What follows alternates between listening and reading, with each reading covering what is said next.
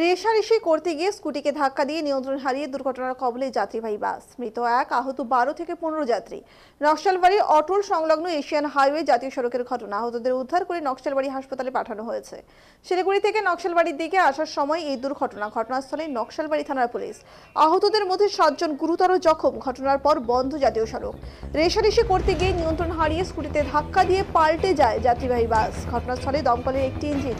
গুরুতর জখমদের Uttarbanga medical college ও আহতদের নকশালবাড়ি হাসপাতালে চিকিৎসা করা হচ্ছে। ঘটনাস্থলে শিলিগুড়ি মহকুমা পরিষদের সভাধিপতি অরুণ ঘোষ।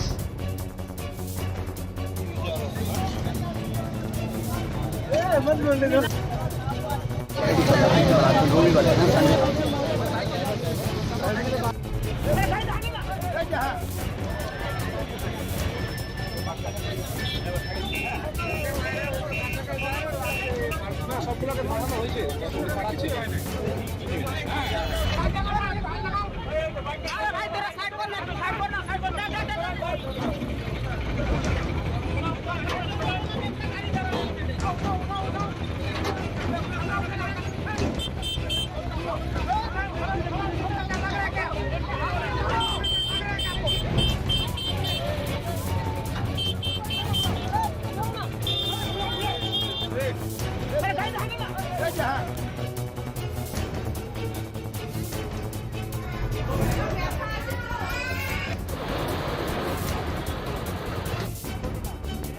মৃত্যু হয়েছে, বেশ কয়েকজন আহত।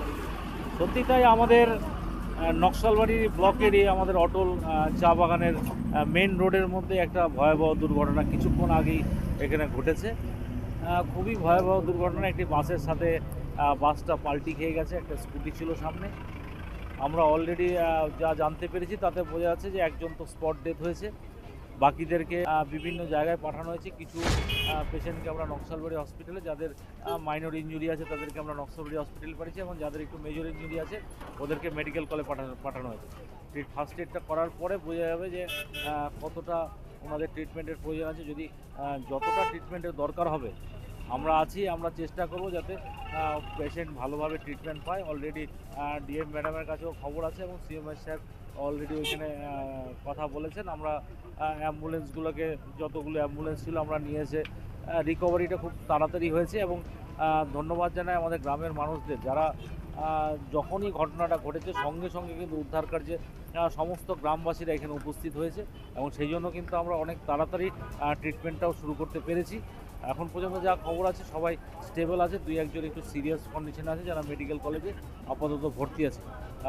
আপাতত যা খবর তাতে একজন মারা গেছে, বাকিটা আমরা দেখছি, আর একটু পরে খবর আসবে।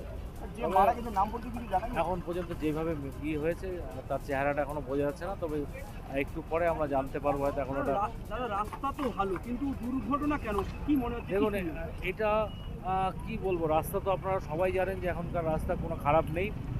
আমার মনে হয় এটা ওভারটেকিংয়ের কোনো ব্যাপার হতে পারে। আমরা বারবার সাবধান করছি, আমাদের মাননীয় মুখ্যমন্ত্রী বারবার বলছে safe drive, safe life, safe drive, safe life. মানুষকে কিন্তু এটা বুঝতে হবে, কারণ যানবাহন এখন এতটাই বেড়েছে। আমরা জানি যে এই রাস্তাটা অনেক বিজি রাস্তা, সবসময় এখান থেকে কিন্তু প্রচুর যানবাহন চলাচল করে, কিন্তু এরকম ঘটনা আমরা মানে ইচ্ছাকৃত ঘটনাগুলোকে আমাদের কিন্তু বন্ধ করতে হবে। আমরা চেষ্টা করছি যে আমরা আমাদের প্রশাসন, পুলিশ প্রশাসন সঙ্গে সঙ্গে স্পটে ট্রাফিক উপস্থিত হয়েছে। আমরা চেষ্টা করছি যে যত তাড়াতাড়ি সম্ভব বাকি যেগুলো কাজ আছে এখানকার, এখন আরও এখানে কোনো পেশেন্ট নেই, বাকি কাজগুলো করছি। এবং আমরা আগামী দিনে এটা নিয়ে অ্যাওয়ারনেস ক্যাম্প করবো। আমরা সবাইকে সচেতনতার একটা শিবিরও করা দরকার আছে। সবাই আপনারা আসুন, যে এইভাবে কারো ব্যক্তিগত দোষের জন্য যাতে সাধারণ মানুষ যাতে এইভাবে বিপদে না পড়ে, সেটা আমাদের চিন্তার বিষয়। এটা কি হয়েছে? এটা হচ্ছে বাসটা শিলিগুড়ি থেকে নকশালবাড়ি অভিমুখে আসছিল, কোনো একটা স্কুটিকে বাঁচাতে যেই এই দুর্ঘটনাটা ঘটে। ইনজোর্ড মোটামুটি 10 থেকে 12 জনের মতন, তার মধ্যে সিরিয়াস আছে 3-4 জন, একজন স্পটে মারা গেছে। কেন এইভাবে দুর্ঘটনা ঠিক বোঝা যাচ্ছে না, স্কুটিটাকে হয়তো বাঁচাতে যেই বলে অ্যাক্সিডেন্টটা হয়েছে। স্কুটিটা যখন আসছিল ওকে বাঁচাতে যেই অ্যাক্সিডেন্টটা করে ফেলছে। বাসটা কোন দিক দিয়ে আসছে?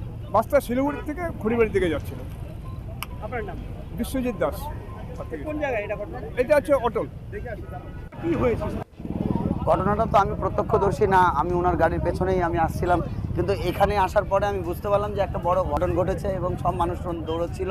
এবং যখন আমরা এখানে এসে দেখলাম তখন একজন অলরেডি স্পট ছিল এবং অনেক মানুষ মাথা ফেটে দৌড়ে দৌড়ে যাচ্ছিল।